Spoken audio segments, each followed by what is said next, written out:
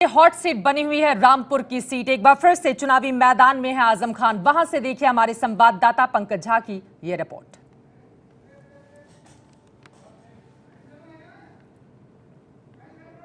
चुनाव हो रहे हैं, सबसे खास है रामपुर जो पहले रामपुरी चाकू के लिए जाना जाता था, आजकल आजम खान की वजह से जाना जाता है। विधानसभा की 5 सीटें हैं।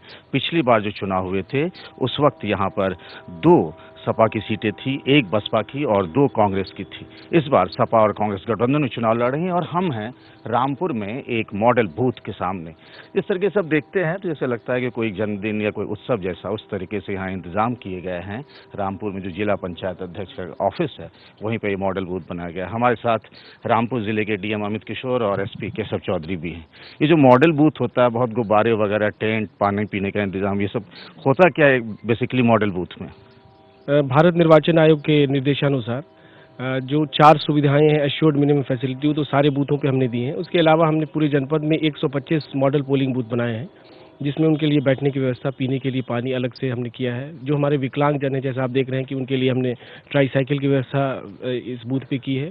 और थोड़ा मतदान के प्रति लोगों को जागरूक करने के लिए, इसको कलरफुल बनाने के लिए हमने ये प्रयास किए हैं। उसके अलावा तमाम पोस्टर्स यहाँ लगे हुए हैं। डूज एंड डोंट्स क्या है, सारे जो भारत निर्वाचन आयोग के निर्देश है उसका हम लोगों ने अनुपालन यहाँ सुनिश्चित कराया है। बहुत संवेदनशील माना जाता है, मतलब रामपुर को नवाब परिवार और दूसरी तरफ आजम खान के परिवार, उनके बेटे भी चुनाव लड़ रहे हैं। क्या बहुत संवेदनशील इलाके हैं स्वार, टांडा और रामपुर माना जाता है? क्या इंतजाम किए गए हैं? स्वतंत्र, निष्पक्ष और शांतिपूर्ण मतदान कराने के लिए पुलिस प्रबंध किया गया है और ये पर्याप्त प्रबंध किए गए हैं।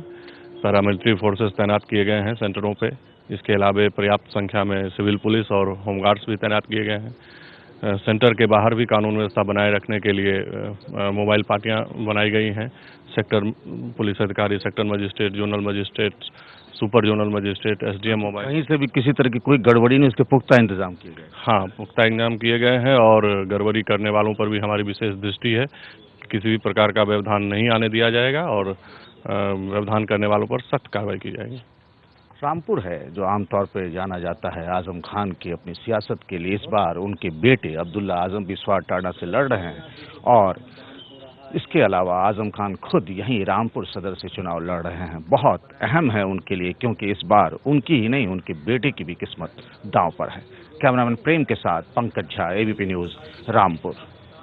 रामपुर से 7 बार विधायक रह चुके हैं आजम खान, 5 बार मंत्री भी रहे हैं। एक बार फिर से रामपुर से ही चुनावी मैदान में। फिलहाल बड़ी खबर आपको दे दें, उत्तर प्रदेश में चुनाव इस वक्त शुरू हो चुका है। दूसरे चरण के लिए वोटिंग वहां शुरू हो गई है। सुबह 7 बजे ही यूपी के 11 जिलों की 67 सीटों पर मतदान लगातार जारी है। वहीं उत्तराखंड में आज 69 सीटों पर सुबह 8 बजे से वोटिंग शुरू होगी। मतदान केंद्र की तस्वीर हम आपको दिखा रहे हैं। कुछ लोग वहां पर पहुंचे हुए हैं। हालांकि उम्मीद हम करेंगे जैसे जैसे दिन चढ़ेगा वैसे वैसे ये तादाद और ज्यादा बढ़ती हुई चली जाएगी।